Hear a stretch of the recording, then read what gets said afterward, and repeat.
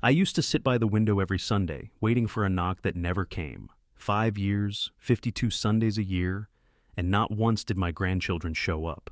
Not a call, not a message, not even a birthday card.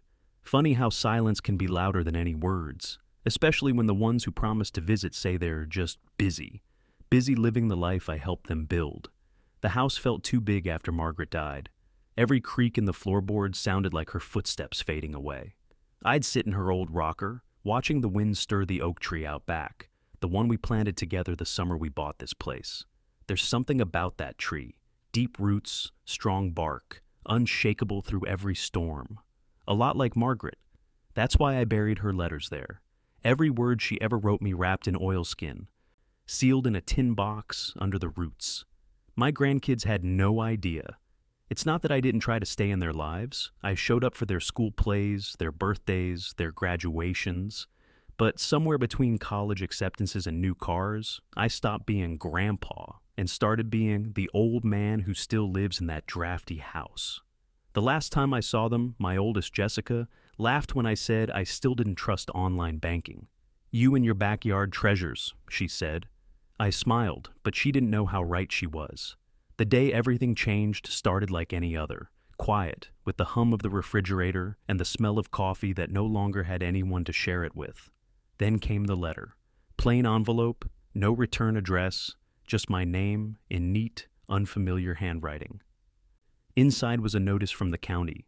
The property line was being reassessed for potential development. My backyard, the oak tree, Margaret's resting place, was marked for excavation. That was the first time in years I felt my hands tremble. I couldn't let them dig there, not because of the letters, not even because of Margaret's memory, but because of what else was buried, what I'd hidden long before my grandchildren were born.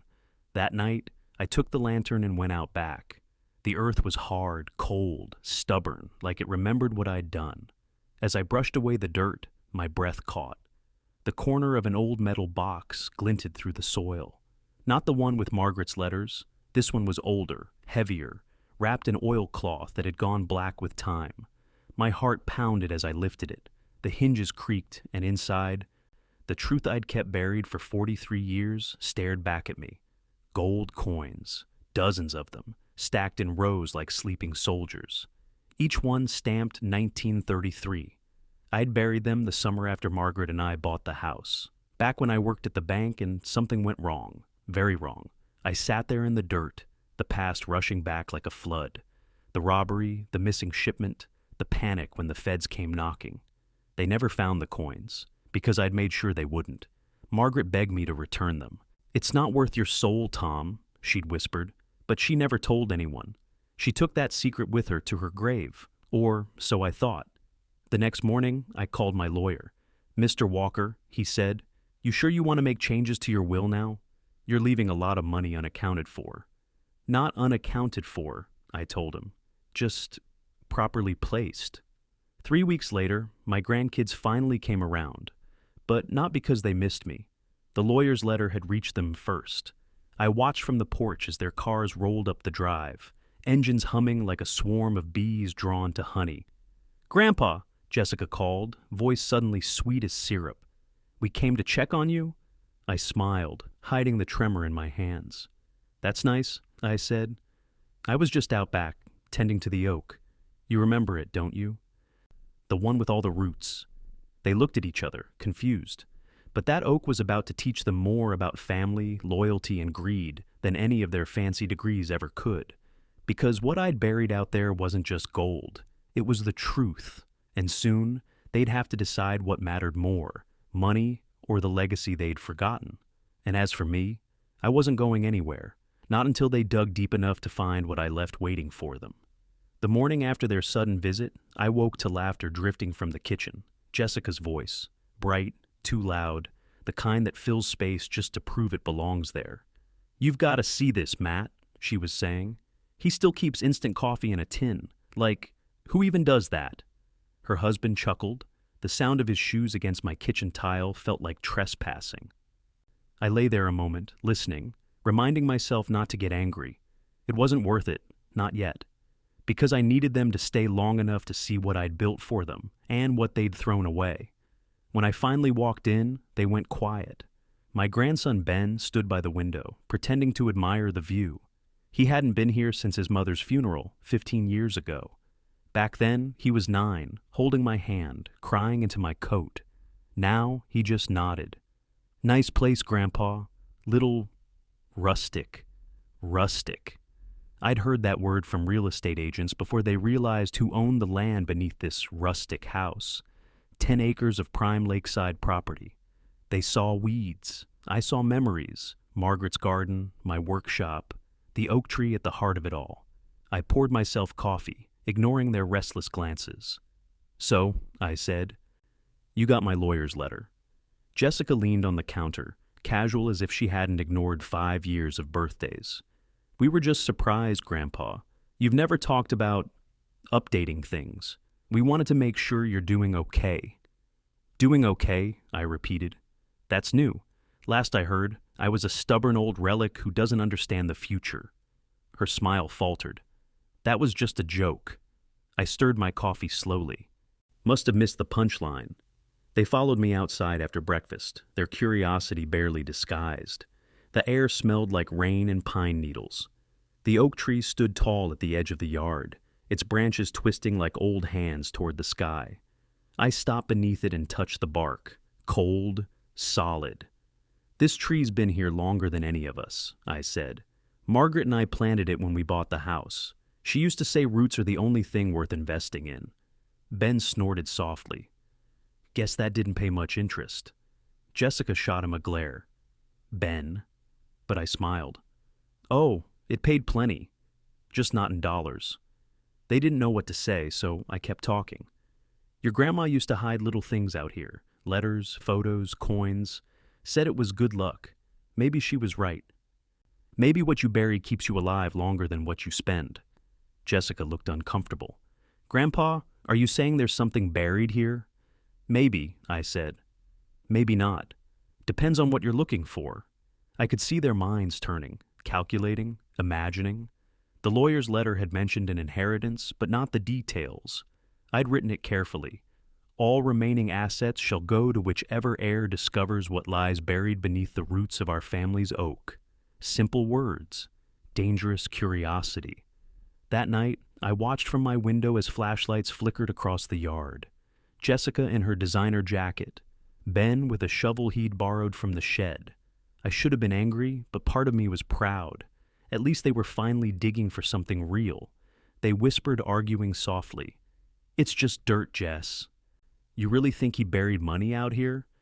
"Why else would he write that? He's old. Maybe he forgot where he put it." I wanted to laugh. They were standing 10 feet from the truth and still blind to it. The first box, the one with Margaret's letters, was buried deeper, near the roots where the earth was dark and soft. But the gold, the one I'd hidden in 1979, that was closer than they thought. After an hour, Ben's shovel hit something metallic. The sound cut through the night. Jessica gasped. "Did you hear that?" I could almost feel Margaret beside me, her voice soft in my ear. "You knew this day would come, Tom." "I did," I whispered. Ben knelt, wiping away soil until the edge of the box showed through. It was the smaller one, the decoy I'd buried a month ago, an old lunch tin sealed tight. He pried it open, expecting treasure. Inside lay a stack of folded letters, yellowed from age. Jessica picked one up and read aloud. Her voice shook. "June 14th, 1978. If anyone finds this, remember, what you take from the ground says more about you than what you leave behind." She frowned. "What is this supposed to mean?" Ben groaned. "Are you kidding me? He's playing games." I stepped onto the porch, my lantern light spilling across the yard. "Not games," I said. "Lessons. You came looking for gold, but all you found was her words. Maybe that's all you deserve for now." Jessica looked at me, eyes glistening in the dark. "Grandpa, why would you do this?" "Because," I said quietly, "you only came when you thought there was something to take, not when I needed someone to stay." The wind rustled the oak leaves above us, a whisper from the past. They didn't answer, just stood there in the half-dug hole, surrounded by roots that had outlived all their excuses. But they hadn't seen everything yet. The real secret. the one Margaret and I had sworn never to tell, still waited beneath the second box. And by the end of the week, they'd uncover more than they ever bargained for. Because what was buried under that tree wasn't just money, it was history. And once they unearthed it, none of us would ever see each other the same again. 2 mornings later, I woke to the sound of shovels again. This time, they weren't whispering, they were arguing. I stayed by the window, the old curtain drawn just enough to see without being seen. Jessica's car was gone, but Ben's truck sat crooked on the gravel. He was still out there, sleeves rolled up, mud streaked across his jeans. The ground around the oak looked like a battlefield. I should have stopped him, told him he was wasting his time. But curiosity is a stubborn teacher. It doesn't listen until it bleeds. So I watched as he dug deeper, sweat soaking through his shirt, despite the cool morning air. When his shovel finally struck something solid, he froze. The metallic thud echoed across the yard. He dropped to his knees and started clawing at the dirt with his hands. When the box appeared, a heavy one, rusted at the corners, I felt my chest tighten. He'd found it. I stepped out onto the porch, cane tapping against the steps. He turned, startled, dirt smeared across his cheek like war paint. "Grandpa," he said, breathless, "I found something." "So you did," I said, "careful with it. That box has seen more years than you've been alive." He hesitated before prying it open. The hinges screamed. Inside, the coins gleamed even through the dust, a dull, heavy kind of shine. His mouth fell open. Are these real?" "Every last one," I said. He picked one up, turning it in the light. "Where did you get these?" I walked closer, leaning on my cane. "A lifetime ago. When your grandmother and I were about your age, we thought money could fix everything. We learned otherwise. Grandpa, this is a fortune. Why would you bury it? Because some things aren't meant to be spent. They're meant to remind you what greed can cost." He looked confused, almost hurt. "You could have changed our lives with this." I sighed. "I tried to. The first time I told your father about this place, he laughed, said old men and their secrets don't pay bills. So I kept it buried, figured maybe one day someone would dig it up for the right reason." He stared at the box, then at me. "What's the right reason?" "To learn," I said quietly. "Not to take." Before he could answer, Jessica's car pulled back up the drive. She slammed the door and stormed toward us, heels sinking into the wet ground. "I knew it!" she shouted. "I told Matt there was something here. You've been hiding money from the family." Ben stood, stepping slightly in front of the box. "Jess, wait." "No, don't defend him," she snapped. "Do you know how long we've been struggling while he sat here on a pile of gold? You could have paid for college, Grandpa. Mom wouldn't have had to sell her house." Her words hit harder than I expected. I opened my mouth, then closed it. She wasn't wrong, not entirely. The guilt I'd buried with those coins started clawing its way up again. "You think this gold would have saved her?" I said softly. "Your mother made her own choices. Money wouldn't have changed her heart." Jessica crossed her arms. "Easy to say when you had it." Ben was staring at me now, torn between awe and disappointment.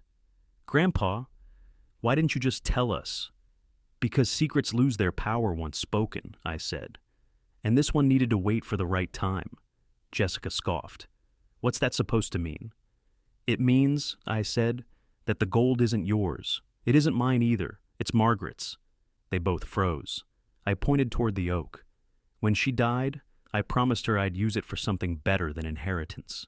She wanted it turned into a trust for people who actually needed help. Students, widows, folks who worked hard but had nothing to fall back on. I've been waiting for someone in this family to remember what that kind of kindness looks like." Jessica's expression softened for a heartbeat, then hardened again. "You can't just give it away." "I can," I said, "and I will. Unless one of you can tell me a better way to honor her memory." Silence. The wind hissed through the branches above us, scattering yellow leaves around their feet. Finally, Ben knelt again beside the box. "Grandpa," he said quietly, "I don't know about the money, but maybe we could at least clean the tree up. Put something here for Grandma." For the first time in years, my throat tightened. "That's a start." Jessica looked down at her shoes, then at me. "I didn't mean what I said earlier," she murmured. "It's just, we didn't understand." "No," I said. You didn't, but you still can. That evening, after they left, I sat on the porch watching the sunset paint the yard in the copper light. The hole under the oak was filled again, the box buried deeper than before. Only this time, I didn't feel like I was hiding something. I was protecting it. I thought it was over, that they'd finally learned the lesson Margaret wanted them to. But 3 nights later, I saw headlights outside. Not one car, 2. Jessica's SUV and another black sedan I didn't recognize. Men in suits stepped out, carrying clipboards, county officials. One of them looked around, adjusting his glasses. Evening, sir. We're here about the development project. You must be Mr. Walker? My stomach dropped. The reassessment. I'd forgotten the date. The man smiled politely. We'll just need to inspect the area behind your house, near that big oak. Shouldn't take long. I tightened my grip on the cane. Not tonight, you won't? I'm afraid it's scheduled, sir. The land survey starts this week. There's already an offer pending from Ridgeway Construction. Jessica stepped out of the SUV, guilt flickering behind her eyes.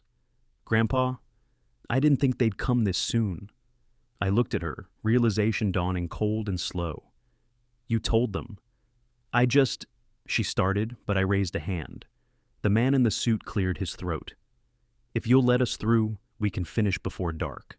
I shook my head. You can't dig there, not now, not ever. Sir, you don't have a choice, he said. The sale's already under review. He turned toward the oak, motioning for his team to follow. I felt something deep inside me break loose, an old fury I hadn't felt in years. I took a step forward. You touch that tree, and you'll regret it. Jessica's voice wavered. Grandpa, please don't make this harder. But it was already too late. The machines were coming. The land wasn't safe anymore. And if they unearthed what was buried there, if those gold coins saw daylight again, it wouldn't just be my past at risk. It would destroy everything Margaret and I had built. And I wasn't about to let that happen. That night, I barely slept. Every time I closed my eyes, I saw flashlights moving through the trees, steel teeth tearing through the earth. The sound of digging haunted me like thunder from a storm that hadn't yet broken. When dawn finally came, I sat at the kitchen table, staring at the mug in my hands until the coffee went cold. I knew what I had to do, but the thought of it made my stomach twist. By 9 o'clock, the survey crew was back. 2 trucks idled by the gate, and a man with a clipboard knocked on the door. Mr. Walker, he called, just need to confirm property boundaries today. I opened the door slowly, leaning on my cane. You confirmed them 40 years ago, I said. They haven't moved. He gave me that rehearsed smile bureaucrats wear when they think patience will wear you down. Just routine procedure, sir. Nothing to worry about. Nothing to worry about, I repeated. My eyes drifted toward the oak. Funny, that's what they said the last time they came with papers. He frowned. Who did? The bank, I said softly. Back in '79. He didn't understand, of course. None of them did. They only saw lines on a map, not memories drawn in blood and guilt. I let the silence stretch until he shifted uncomfortably. Come back tomorrow, I said. I'll have my lawyer here. He hesitated, then nodded. All right, sir. Tomorrow. When the trucks left, I sat on the porch and let out a long breath I hadn't realized I was holding. My hands trembled. The secret was still safe, for now. But Jessica wouldn't stop there.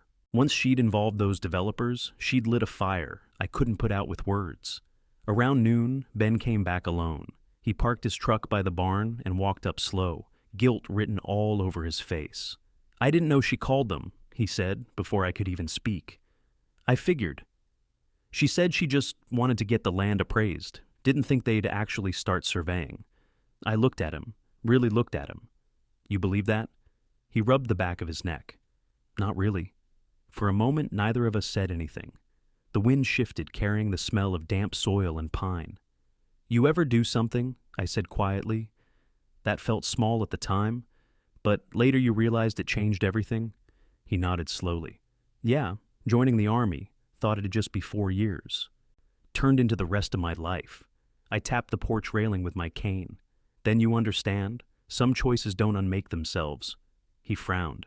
Grandpa, what exactly is buried out there? The coins are real, but this feels bigger than gold. I smiled sadly. You're sharper than you look." I motioned for him to follow me inside. We sat at the kitchen table. I reached into the drawer beneath the old radio and pulled out a faded photograph. It showed a much younger me standing beside a black sedan, wearing a suit that didn't quite fit. Next to me, a man in a hat shook my hand. "That was 1979, I said. "The day I decided I didn't want to be poor anymore." He studied the picture. "Who's the other guy?" "Bank courier," I said. "He was supposed to deliver gold coins from the Federal Reserve to a private vault." "Never made it." Ben's eyes widened. "You're saying—" "I'm saying the shipment disappeared, and I was the last one who saw it." He leaned back slowly. "You stole it." "I protected it," I said, voice steady. The bank was folding. They were about to lose everything to corrupt investors who had already ruined half the town. I told myself I was saving what was left for the honest folks. But when it was done, I kept it. I told Margaret it would secure our future. She called it what it was, a sin wrapped in good intentions. He was silent for a long time. Then he said quietly, "So that's why you buried it." "That's why we buried it," I corrected. "She made me promise never to spend a coin. Said if I did, it'd curse the family. I didn't believe her, until your father died." His head snapped up. "Dad's accident?" I nodded slowly. 3 weeks after I tried to sell one of the coins, car went off the bridge. They said it was the rain, but I know better. I put that coin back the next morning. Ben looked pale. "Grandpa, that's not superstition." I smiled faintly. "Maybe, but some debts get buried in more than dirt." He rubbed his face, trying to process it all. "So, what happens now? If the developers dig there, they'll find more than they bargained for." I stood, walked to the window. The oak stood tall against the gray sky, its branches swaying like warning hands. "We have one night, Ben. One chance to move it before they come back." He hesitated. "Move it where?" "To the lake," I said. "Deep enough that no one will ever find it again." His eyes widened. "That's crazy. You'll get caught." "I'm too old to care about that," I said. "But you still have time to do right by this family. Will you help me or not?" He stared at me for a long moment, then nodded. "All right. What do you need?" We waited until dusk. The world turned blue and quiet. The only sounds were the crickets and the slow scrape of shovels. It took nearly an hour to dig the box free again. The air smelled of rain and iron, heavy with memory. When we finally hauled it into the back of his truck, the weight seemed even greater than before. Not just metal, guilt, regret, love. I ran my hand over the lid. "You sure about this?" he asked. "I've never been sure," I said. We drove in silence down the old road toward the lake. The headlights cut through the fog, illuminating the water like a sheet of glass. When we reached the pier, I handed him a crowbar. "Help me open it." He hesitated. "You're going to toss it all?" "Not all." I reached in, pulled out a single coin, and held it up to the moonlight. "For Margaret, for memory." Then, together, we heaved the box into the lake. It hit the water with a sound that seemed to echo for miles, then sank into darkness. The ripples spread, then vanished. For a moment, the world was utterly still. Then Ben let out a shaky breath. "Feels like we just buried a ghost." "We did," I said. "Now let's hope it stays that way." When we got back to the house, Jessica was waiting on the porch, arms folded, eyes cold. "Where have you been?" she demanded. "Out," I said. She glanced toward the empty patch of ground beneath the oak. "You moved it, didn't you?" I didn't answer. She stepped closer. "You don't get to decide what happens to that money, Grandpa. That was our future." "No," I said quietly. "It was our past. And the past doesn't belong to anyone." Her voice trembled with anger. "You think this ends here? I already signed the papers. That land isn't yours anymore." I felt my heart skip. "You did what?" "Sold it," she said, almost triumphantly. "Ridgway's making an offer tomorrow morning. It's done." Ben turned to her, disbelief and fury flashing across his face. "Jess, what have you done?" She didn't answer. She just walked past us into the house, slamming the door so hard the porch light flickered. I stood there in the darkness, the echo of her footsteps fading down the hallway. The rain started again, slow, cold drops tapping against the leaves of the oak. I looked at Ben. "Tomorrow," I said, "they'll come to take what's left." But before they do, I'll make sure they never find peace on this land again." He stared at me. "What does that mean?" "It means," I said, turning back toward the tree, "some secrets are meant to be buried forever, even if it means burying myself with them." They came at 8 sharp, like vultures who'd learned to be punctual. Ridgeway Construction's white trucks lined the drive. Men with hard hats and clipboards fanned out across the yard, as if the earth belonged to them already. Jessica stood near the gate with a Ridgeway rep, speaking in clipped sentences, phone pressed to her ear like a lifeline. I watched them from the kitchen window, the same window Margaret used to water the sill plants from. The house felt suddenly too small for all the history inside it. When the lead surveyor stepped onto the porch, he called, "Mr. Walker, we can proceed with the topsoil removal now." His voice was bright with the kind of certainty money buys. He didn't know the oak had roots that ran deeper than his lines on a map. He had no idea what names had been spoken at this tree, what promises were carved into its bark. I opened the door and let him in. "Not today," I said. My voice sounded old even to my own ears, but there was steel under it. The man blinked. "Sir, you can't touch that tree on my watch," I interrupted.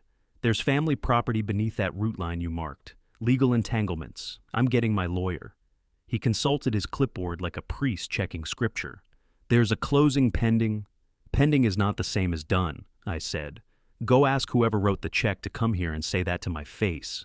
He hesitated, then nodded, muttered something through the walkie-talkie, and the crew waited in awkward rows like soldiers who'd realized the battle might be personal after all. Jessica stepped forward, heels sinking into damp grass. "Dad," she said, voice brittle, "we did what had to be done." "You sold your mother's memory for a number," I said. "Did you ever think to ask what that number would cost you in the long run?" She swallowed. "We needed liquidity. We needed to be practical. Not everyone has the luxury to romanticize land." "Practicality is a fine word when someone else's roots aren't the ones you're tearing out," I said. "You never asked why I wrote the clause in the will like I did. Did you read the letters?" She looked away. Ben's hands were jammed into his pockets. He'd been quieter since we'd sunk that box in the lake. The wonder had turned heavy on him, like he'd swallowed a stone. Then the Ridgeway rep's walkie crackled, and the clipboard man said, "We'll wait for the bank rep to clear it. Shouldn't be long." A bank rep, of course. I felt the air tighten. The town had always preferred paperwork to people, signatures to stories. I stepped closer to the oak and felt its old bark under my palm, cool, ridged, alive. My fingers found the tiny brass plaque Margaret and I had once soldered together as a joke. "Roots keep promises." Someone had polished it over the years until the letters gleamed. Tonight it felt like an accusation. We waited an hour that felt like a lifetime. Ridgeway's crew smoked, checked their phones, pretended not to listen to our family unraveling. Jessica kept glancing at Ben as if she wanted him to pick a side that would make her feel less alone. In the end, no bank rep came. They had their lawyers sign some last-minute addendum. Signatures had been stamped that morning at an office 2 counties away. The practical had already won. At noon, they started the topsoil removal. Machines coughed, and the yard that had always been soft with childhood laughter turned to a quarry of mud and roots. I felt like a man watching his childhood be excavated. Benjamin wouldn't stand idly by. He approached me in the din with a look I recognized, the same look that had gotten him through basic training. Focused, desperate, willing to risk. "Grandpa," he said, "there's still paperwork the developers don't have. I can stall them if you want. Call the county, file for historical preservation, anything." I thought about that for a heartbeat. The truth is, I had one card left, the only thing that might slow machines and lawyers more than sentiment.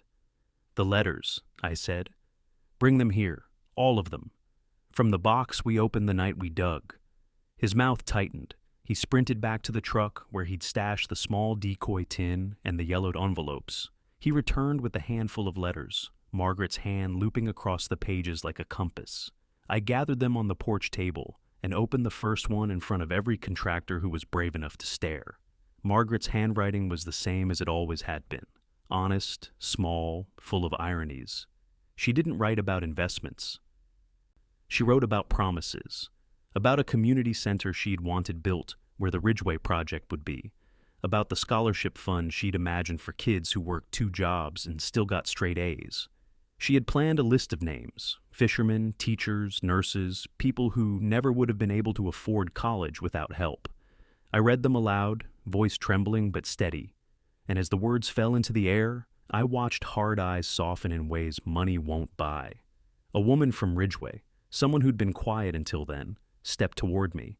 I'd seen her before at town meetings. She had a folded banner about corporate social responsibility on her clipboard. "Mr. Walker," she said, "we're a development firm, but we also support community initiatives. If your family can produce documentation tying ownership of this land to a charitable intent—" I didn't let her finish. "She placed it in trust," I said. "She wanted it used for good, not for condos, not for parking lots.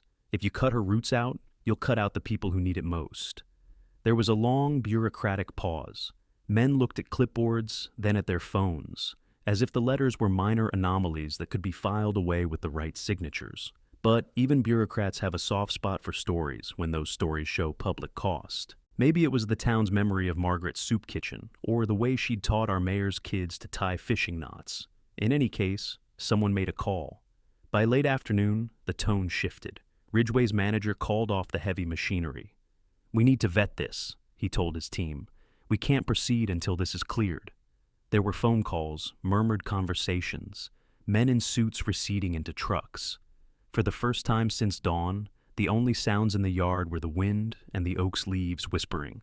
Jessica sank onto the porch steps like the day's bravado had drained from her. "You set them against us," she said, voice raw. "No," I said. "I set them against a memory. That's different." The words landed between us like a judge's gavel. We were left with a fragile truce.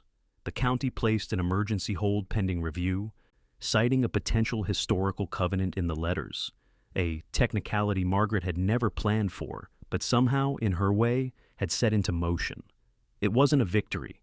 Nothing about today felt like one. But the machines were silent. The oak stood. That night we sat around the kitchen table, me, Jessica, Ben. No script, no lawyer. Just the four of us and a bowl of soup I'd made the way Margaret used to. The house felt full in a manner different from the hollow years, when they'd been strangers. We talked, halting at first, about stupid things, Ben's shipping life, Jessica's spreadsheets, until the conversation reached the edges of what real regret looks like. "You could have told us," Jessica said finally, eyes wet. "Any of it. You could have come when I was sick," I said. "You could have driven by on a Sunday. You could have called more than when an inheritance letter dropped on your doormat." Her shoulders shook. "I thought you were fine." It wasn't an excuse, just a confession. Quiet like rain. Ben reached across the table and took her hand. "We were wrong," he said, "but we're here now." I looked at their hands, flawed, calloused, 24 hours of excavation in their nails, and I understood suddenly the shape of mercy. It's not a dramatic gesture. It's the slow, clumsy act of showing up after you've been absent. Outside, the oak's leaves rattled like applause. I wasn't naive. There would be lawyers, appraisals, calculations. Ridgeway wouldn't vanish. Developers are patient. But something had changed. The land's future was no longer only about lines and offers. It had the weight of a woman's handwriting and a promise that had outlived them all. Before they left that night, Jessica opened her purse and took out a small envelope. "Grandpa," she said, handing it to me, "Mom left this in our old house. She told me to give it to you if anything ever happened." Inside was a photograph I'd never seen. Margaret laughing with a row of kids on the shoreline, our oak sapling tiny behind them. On the back she'd written, in her usual small script, "Roots are for holding what matters. Don't let money make you blind." I pressed the photo to my chest and felt something loosen I'd carried for decades. Guilt, stubbornness, the weight of choices I'd thought were mine alone. Maybe redemption isn't a single act. Maybe it's a slow building. Tonight we'd started something that might one day be called repair. We locked the door together. The house creaked and settled, and the oak outside sighed contentedly in the wind. I knew there would still be nights like the ones before, cold, lonelier than a man should be.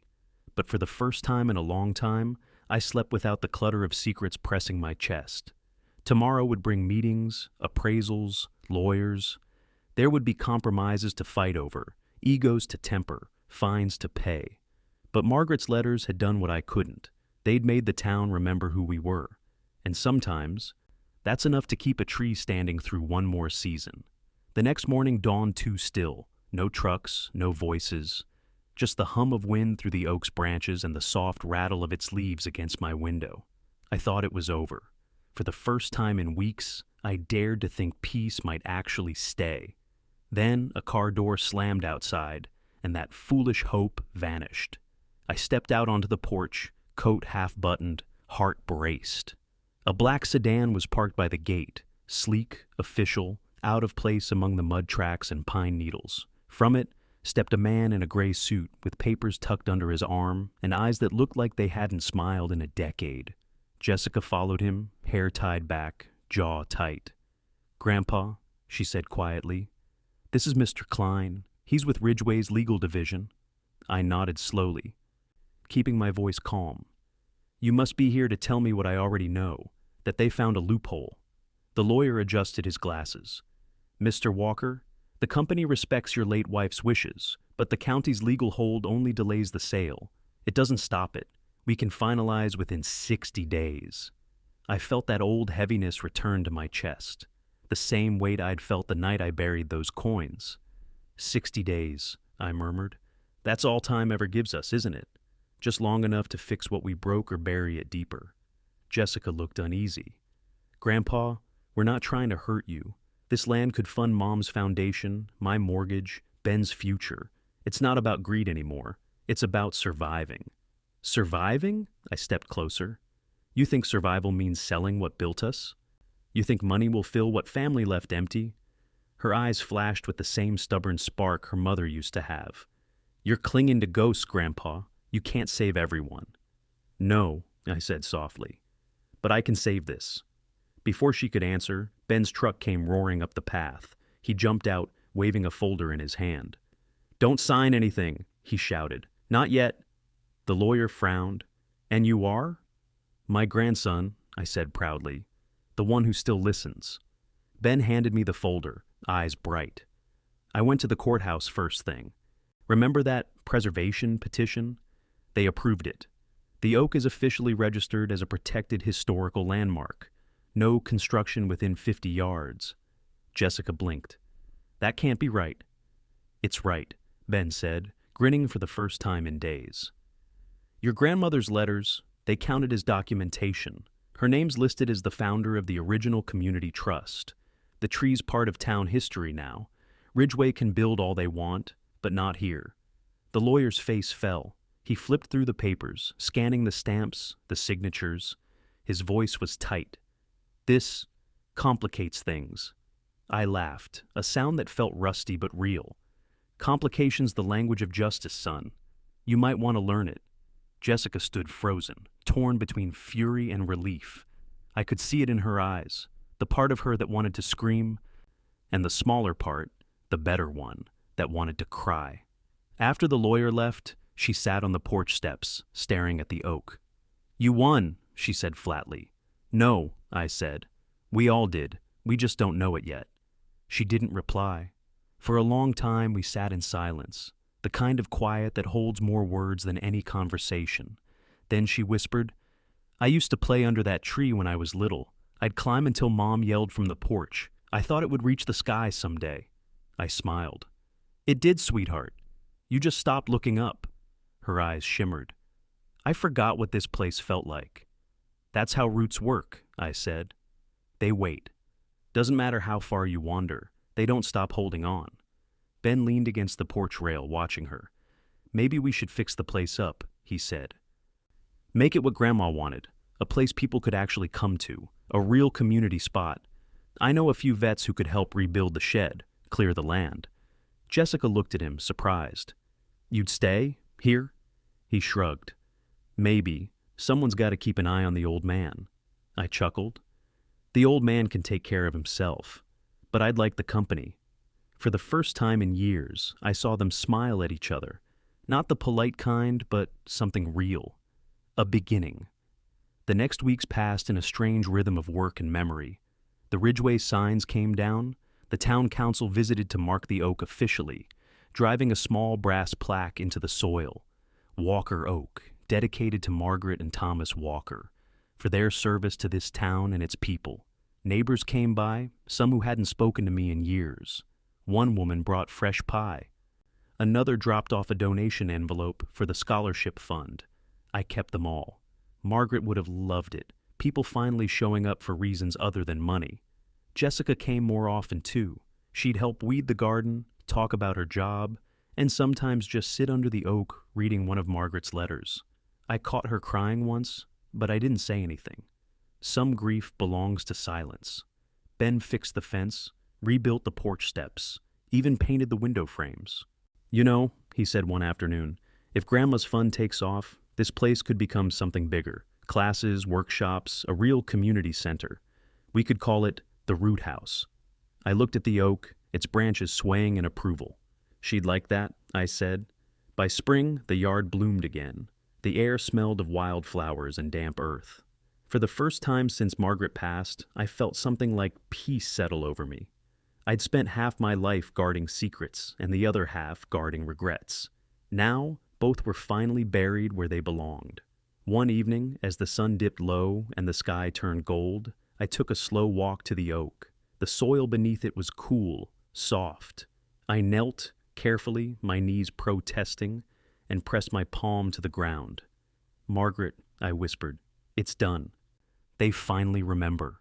A breeze stirred through the branches, brushing against my face like a hand I'd missed for a lifetime.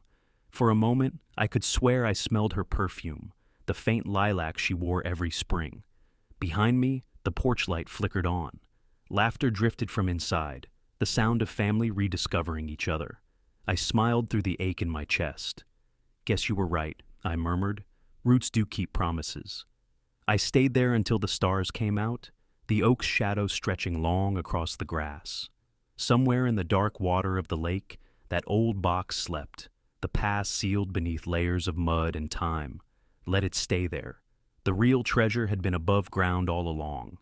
When I finally rose, I looked back at the house glowing warm against the night. For years, it had felt like a museum of memories. Now, it looked like home again. I walked slowly toward the porch, every step steady, certain, alive. Because the gold was gone, the secrets buried. But what we dug up in its place was worth more than all of it. Forgiveness, belonging, and the simple truth Margaret had always known. You don't measure a life by what you save. You measure it by what you leave behind that keeps growing. And under that oak, with its roots wrapped around our history, something had finally begun to grow again.